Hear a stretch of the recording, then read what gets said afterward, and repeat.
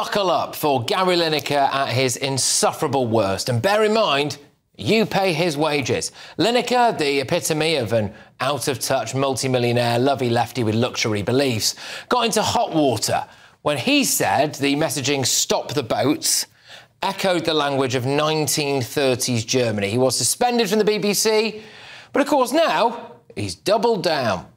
Do you regret saying those things publicly? I don't regret saying them publicly in terms because I was right what I said. It was accurate. It wasn't, So, not at all in that sense. Would I do it?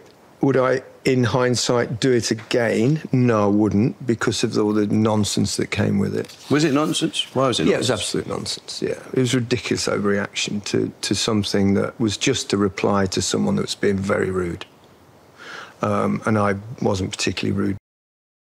Yeah, apart from it wasn't really accurate, was it, Gal? But anyway, Gary is reported to live in a luxury £4 million home in London. He's paid, apparently, £1.35 million a year from the BBC alone, and that is your tax money, by the way. Now he bangs on about welcoming refugees into his own home. Well, hey, fine, but these will be heavily vetted asylum seekers, and that is not the same as having, 300 Middle Eastern men dumped in your local hotel, like the people of Altrincham have, or people like Ahmed Alid, who murdered a pensioner in cold blood outside asylum accommodation in Hartlepool, having travelled through 13 different countries to get here, or, lest we forget, Abdul Azidi, who doused a woman and child in acid, or Abdul Al-Swalmeen, who blew himself up outside Liverpool Maternity Hospital. There he goes. Right, or the Bedreddin brothers, who formed a grooming gang that raped and abused girls in Newcastle. Ironically, actually, the BBC stands accused of doing PR for those Syrian sex criminals by doing a Newsnight segment called To Hell and Back, documenting their struggle to get on in the UK. The BBC, of course, could not have known that the Bedreddins would go on to be charged with a string of sex crimes, but why did it air an unchallenged accusation that a 14-year-old was racist and had made up a sexual assault? Lineker has the kind of rose-tinted view of Channel migrant crisis that, frankly, only people like him can afford to have.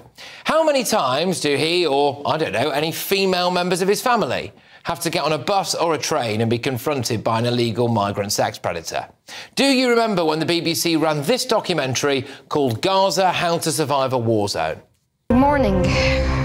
You all right? Have you ever wondered what you'd do if your world was destroyed? Yeah, turned out that was the boy of a Hamas minister, and one of the girls was the daughter of a Hamas enforcer. Who could have seen that coming?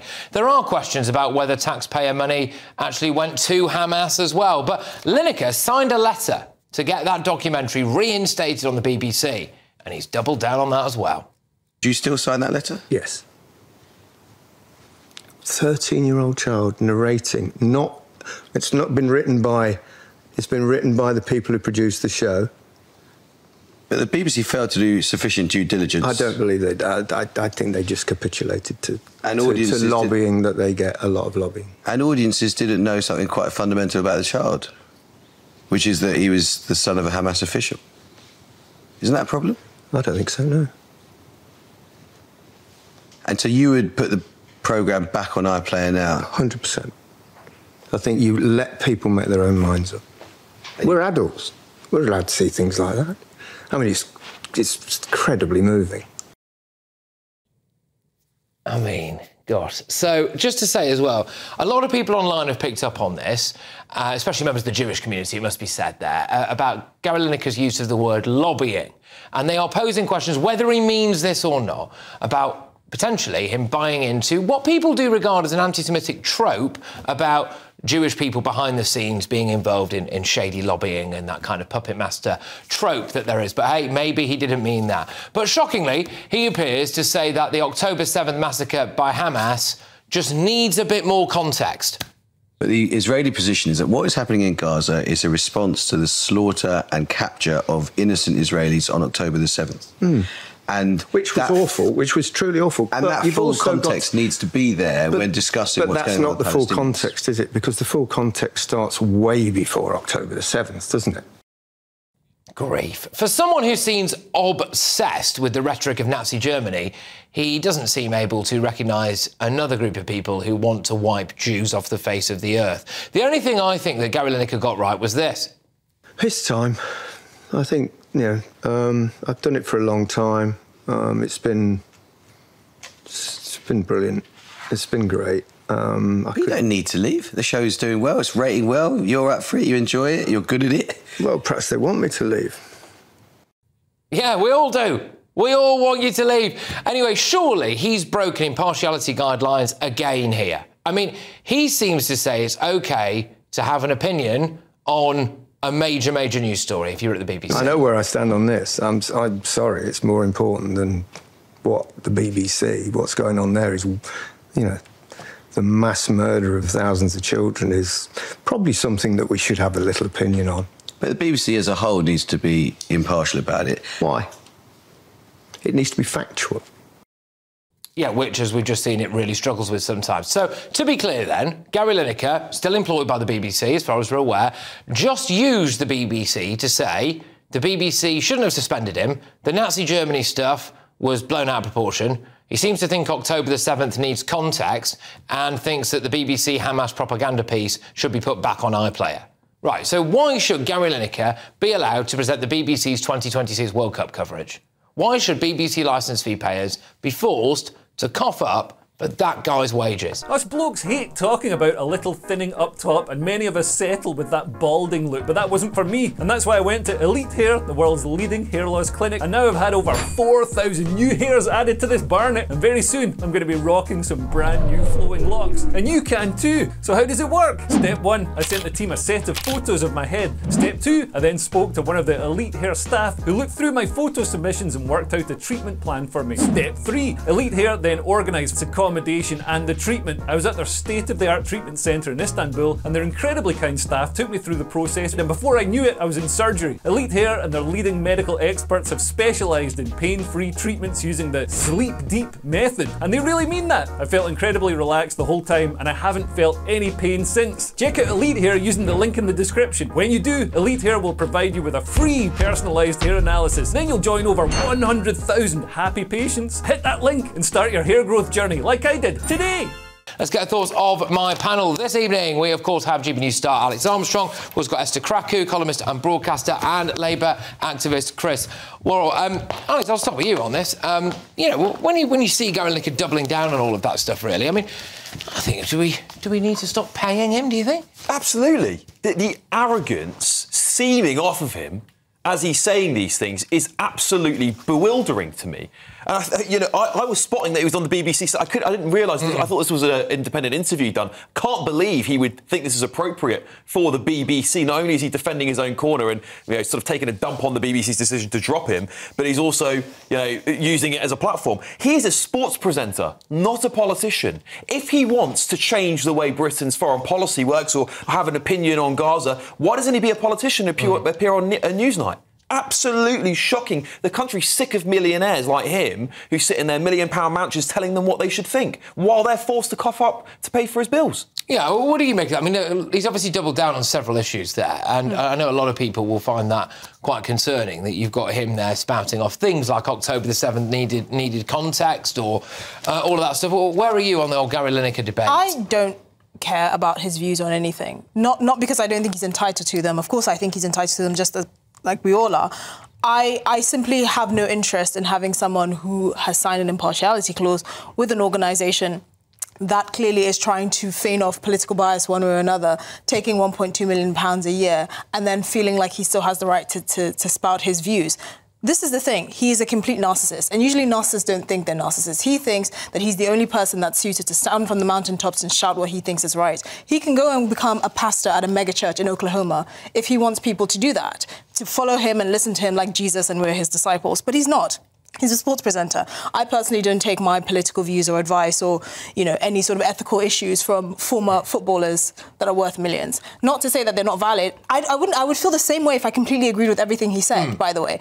It's not about his views. It's about what he is doing and why he thinks he should still be paid £1.2 million but not have to follow the rules associated with that. That's what I have a problem with. Why should the taxpayer have to fund his jolly up to the next World Cup to go and present it and get a lovely fond farewell from the BBC when he's just spouting views like that, Chris? I mean, I quite enjoy his football commentary. I think the points we're talking about here is, you know, at the end of the day, Ofcom, they didn't regulate him to say that he couldn't do that, right? It's meant to be news and current affairs. He was a sports, you know, narrator on Match of the Day. He didn't fall under these regulations. It was a cancel, you know, was it culture war clause, if you like, where they banned him from having an opinion outside of it. He didn't need to comply with all of that. The fact that they brought in these regulations afterwards as well, I mean, what the hell's going on with that? I don't agree with his opinions, with what he said, and particularly around the Hamas documentary, even after being found to be a complete nonsense. But the fact is, he has kicked the hypocrisy of the cancel culture into the top bin by calling out the BBC there. You know, at the end of the day, he should be able to say what he likes to say. And this thing about the liberal elite, you know, OK, he earns £1.2 million, but that's just what people say when you've got a platform with people that you disagree with. I don't have a problem with that. Listen, he earns that money. I don't have a problem with him earning money. I don't have a problem with him doing what he does. I don't have a problem with a single one of his opinions because I think we're all entitled to opinions. We still live in a country with free speech. That's not the issue here. He is actively working against the interests of an organisation that he's happy to take the money of, and that money happens to come from us, that we have no choice in paying. That's what I take issue with. He can go and sit on ITV or Sky or whatever and say these things. If they're not the BBC, if they're not the national broadcaster that's held to different impartiality standards than independent media, that's the point, though. Well, he could do that. He could say, actually, Sky, I want a job with you because I want to spout off on Twitter like I'm some sort of sage. He can do that. But no, he's not going to do that. He's not really going to, you know, try and audition to be a mega church pastor somewhere in Kansas City. But I also he's doing this because it's comfortable and he can get away with it. I do also just wonder about the tone of that interview generally. I mean, I've got nothing against Amal Rajan, by the way. I think, broadly speaking, he seems like a great journalist. I've met him once or twice and he seemed like a really nice guy, right? However, I would question a cosy fireside chat with a BBC employee who I do suspect is quite left-leaning. I think former editor of The Independent. I'm willing to stand corrected on that, but as well, you know, it wasn't exactly a robust. I mean, there were numerous things there that I think could and should have been pushed back on there. I mean, I think the obvious question for me there would have been to say to Gary Lineker, sorry, do you support Hamas? Do you support him? Everyone else gets asked that. I'm not saying he does, by the way. I'm just saying that would have been the line of questioning. And then a lot of things are just washed over there. I thought it was a bit softy-softy, that. Yeah, that's kind of the problem, isn't it? This is, I mean, so another quote from this interview is Gary says the BBC appease people that hate the BBC. Right? Well, this is the problem, isn't it? His opinion of the channel is, and first of all, putting it out on air is like, you know, you don't talk about your employer like that while you're still employed somewhere. I mean, maybe once you've left, you do. It's the disdain for the institution he works in. People need the BBC to be an impartial broadcaster because it's funded by them. And when you're doing an interview like that, you need to have someone with an alternative opinion to give you balance. There is a question whether we'd be having this conversation if his views aligned with the rest of us, for example, if they weren't as inflammatory. I don't think that's the point. The issue here is he's a complete narcissist. That's the thing. He could literally start an organisation called Gary Speaks, and you can have a whole throng of people following him, hanging on to his every word, and not taking a penny in public money, and then actually going against the rules of the public broadcaster that he's working for. But he's not going to do that. Because he's a narcissist, he knows that he can get away with it. It's not about his views. I don't care about his views. I could agree with some of them. It is the fact that he thinks he is above the rules and then somehow chooses to lecture the public because he's such a sage. Should we continue to pay his wages? Seriously, do you think? Yeah, I mean, look, why are we holding him to a double standard? At the end of the day, he wouldn't get cancelled on GB News, yet here on BBC. He's not on there talking about football, giving it the Hamas chat. He's doing it in his own time outside of the programmes he's meant to be on. We shouldn't be cancelling or policing speech. The problem is, how are we endorsing that? If he's working for the BBC, there's a double.